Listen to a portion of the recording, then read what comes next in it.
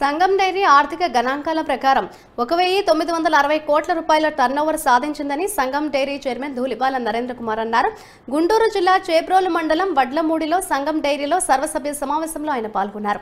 ఈ సంవత్సరం తెలంగాణలోని మిర్యాలగూడలో కొత్తగా ప్లాంట్ నిర్మిస్తున్నామని తెలిపారు. గోదావరి జిల్లాలో 10 బల్క్ కూలర్స్ ప్లాంట్స్ నిర్మించాలని ఈ సమావేశంలో నిర్ణయించామన్నారు.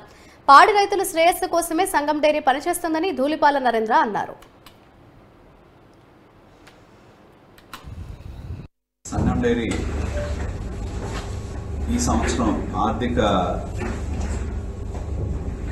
గణాంకాలని సమీక్షించడం జరిగింది.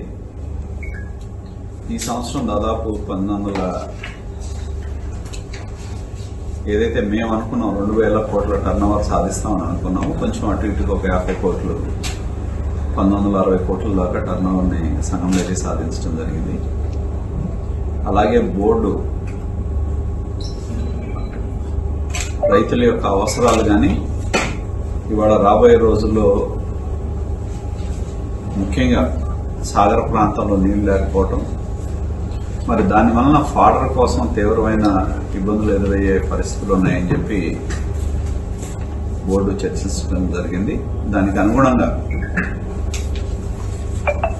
సైలేజ్ ని అందుబాటులో ఉండే విధంగా చేయాలని ఒక నిర్ణయాన్ని బోర్డు తీసుకోవడం జరిగింది. అదేవిధంగా ముఖ్యంగా ఈ సంవత్సరం దాదాపు 57 కోట్ల దాకా లాభం రావచ్చని బోర్డు ఒక అంచనాకు రావడం జరిగింది.